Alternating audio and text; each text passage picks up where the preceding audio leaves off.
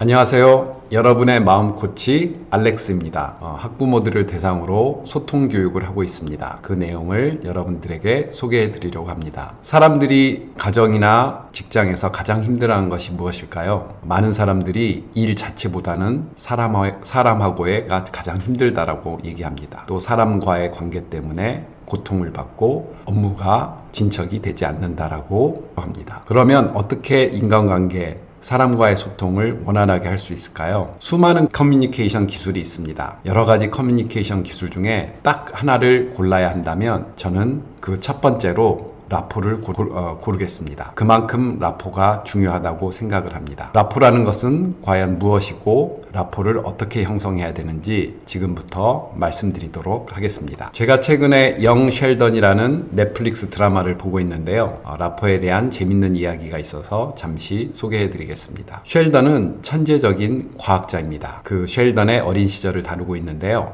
맨 앞에 보이는 나비 넥타이를 만지고 있는 꼬마가 바로 쉘던입니다. 왼쪽에 조지라는 형이 있습니다. 어느 날은 쉘던이 머리가 아주 뛰어나기 때문에 미식축구 코치인 아버지의 경기를 분석해서 조언을 해줍니다. 그래서 아버지가 맡고 있는 팀이 큰 승리를 거두게 됩니다. 아버지가 거실에서 공부하고 있는 쉘던에게 얘기를 하고 있습니다. 그때 조지가 친근하게 아버지와 대화를 시도합니다. 그런데 아버지는 쉘던에게만 관심을 쏟습니다. 그러더니 조지에게 밖에 있는 차 트렁크에 가서 계산기를 가져오라고 합니다. 조지가 계산기를 가져오자 쉘던에게 선물로 준다라고 건네줍니다. 이때 시무룩해진 조지는 자기 방에 혼자 올라가게 됩니다. 방에 올라가서 아버지에게 받았던 서운한 느낌을 가지고 헤비메탈 음악을 크게 틀어놓고 공을 벽에 던지면서 초점 없는 눈으로 계속 공 받기를 하고 있습니다. 그때 엄마가 들어와서 큰 소리로 화를 냅니다. 이 시끄러운 음악을 당장 끄라고, 그리고 방에 너저분하게 널려있는 옷들을 치우라고 얘기합니다. 그런데 조지는 그 상황에서 정말 무표정하게 엄마를 쳐다보지도 않고 공을 계속 주고받으면서 벽에서 주고받으면서 나중에 하겠다고 합니다. 엄마가 더 화를 내면서 소리를 치자 이렇게 지저분한 방에서 어떻게 사느냐고 당장 치우라고 하자 아들 조지가 그렇게 지저분하면 엄마가 치우던가 이렇게 냉소적으로 얘기합니다. 이때 엄마는 감정이 폭발해서 너 앞으로 외출 금지야 라고 하면서 문을 쾅 닫고 나가버립니다. 왜 조지와 엄마는 소통을 하지 못하고 서로의 감정이 상한 채 이렇게 끝나게 된 걸까요? 참여했던 두 어머니에게 역할극을 해보도록 했습니다. 어머니 역할을 했던 분에게 물어봤습니다. 어떤 느낌이었는지. 소리를 지르고 하고 싶은 얘기를 하니까 속은 후련했었던 것 같다라고 얘기했습니다. 그래서 그때 제가 아들의 심정은 느낄 수 있었습니까? 라고 물었더니 소리 지르고 자기가 하고 싶은 얘기를 하는데 초점이 맞춰 있다 보니까 아들의 기분이 어떤지 전혀 느낄 수 없다고 했습니다. 이번에는 아들 역할을 한 분에게 어떤 느낌이었는지 물어보았습니다. 엄마가 소리만 계속 지르니까 무안해지고 어떻게 해야 할지 모르고 전혀 이해받지 못한 느낌이 들어서 서글펐다라고 얘기했습니다. 왜 조지와 엄마가 라포가 형성되지 않았는지, 참석자 여러분들에게 질문을 해보았습니다. 여러 가지 대답이 나왔는데요. 엄마가 아들에게 공감하며 반응하지 않아서인 것 같아요. 엄마가 자신의 감정에 빠져서 균형감을 잃은 것 같았다. 현재의 here and now에 머물지 못한 것이죠. 또 엄마가 가사노동으로 힘들어서 마음을 열 수 있는 여력이 없었다. 여기서는 체력의 중요성도 느낄 수 있었던 것 같습니다. 라포는 어떤 것일까요? 라포의 정의에 대해서 혹시 생각해 보신 적이 있나요? 막연하게 라포에 대해서 알고 계실 것 같은데요. 제가 생각하는 라포는 바로 이렇습니다. 효과적이고 조화롭게 소통하는 사람들 사이에서 보이는 상호 간의 연결감, 신뢰, 그리고 그 이해를 말한다. 여기서 핵심 단어는 상호 간의 연결감, 신뢰, 이해입니다. 서로 연결이 돼 있고 그다음에 서로 신뢰를 하고 서로 이해를 한다면 당연히 그 결과는 사람 사이에 효과적이고 조화롭게 소통하는 것이겠죠. 다른 두 분에게 다시 역할극을 요청드렸습니다. 이번에는 엄마에게 소리를 지르지 말고 적극적으로 아들 조지와 라포를 형성해 보라고 주문을 했습니다. 그래서 역할극은 대략 이렇게 진행이 되는데요. 어머니가 아들 음악 소리가 너무 크다. 좀 줄이면 안 되겠니? 아들이 몰라. 그리고 어머니가 다시 그리고 방이 너무 지저분하다. 옷들 좀 치우면 안 되겠니? 싫어. 아들이 이렇게 대답하자 다시 엄마가 어떻게 해야 네가 방 청소를 좀 하겠니? 이렇게 얘기하자 아들이 그렇게 지저분하면 엄마가 직접 하던지. 이때 엄마가 어떻게 반응했냐면 뭐라고? 지금 그게 엄마한테 할 소리야? 네, 이 상황에서 제가 역할극을 중단시켰습니다. 라포 형성이 실패된 거죠. 이번에도 각각 엄마 역할과 아들 역할을 한 분들에게 질문을 했습니다. 엄마 역할을 하는 분에게 느낌이 어땠는지 물어봤습니다. 네, 아들 기분을 맞추어 주려고 상냥한 말투로 시작했어요. 좋은 말로 계속해도 아들이 삐딱하게 나오니까 좀 그랬는데 마지막에 지저분하면 엄마가 직접 하라는 말을 들으니까 욱하는 느낌이 올라왔어요. 아들 역할을 한 분에게 어떤 느낌이 들었는지 물어보았습니다. 엄마가 처음에 친절하게 말을 걸어줘서 마음이 풀어지는 듯 했어요. 그래서 제가 물어봤습니다. 그런데 왜 엄마가 라포를 시도해도 친절하게 대했는데도 계속 시큰둥하게 대했나요? 라고 물어봤더니 그 역할 하신 분이 글쎄요, 자존심이 상하잖아요. 바로 풀어지게 되면. 제가 또 질문했습니다. 엄마의 자세나 동작은 어땠나요? 따뜻함이 느껴졌나요?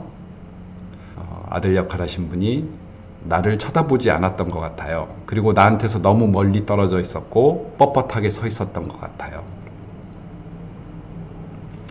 네, 역할극을 관람했던 다른 참석자들에게 어떻게 하면 엄마와 아들이 라포를 형성할 수 있었을지 한번 물어보았습니다. 이런 대답을 해주셨는데요. 엄마가 좀 더 가까이 다가가서 이야기했으면 좋겠어요. 엄마가 맛있는 거 해준다고 말했으면 풀어졌을 것 같아요. 네, 어깨를 두드려 주면서 말했으면 좋았을 것 같아요. 또 두 눈을 마주치면서 이야기를 해야죠. 네, 이런 의견들을 말씀해 주셨습니다. 네, 여러분들이 말씀한 내용들이 바로 우리가 어떻게 라포를 형성해야 되는지에 대한 대답을 알려주는 것 같습니다. 첫째, 라포는 언어적인 측면이 있고 두 번째로 신체적 측면, 세 번째로는 감정적 측면이 있습니다. 이 세 가지가 골고루 터치됐을 때 상대방의 다친 마음, 즉 조지가 아빠에게 서운해서 다쳤던 그 마음이 열 수 있습니다. 이렇게 언어적 측면, 신체적 측면, 정서적 측면이 모두 다 골고루 터치가 되고 이해받았을 때 비로소 마음의 문을 활짝 열고 엄마의 말을 들을 수 있는 거겠죠. 신체적인 측면에서 중요한 것은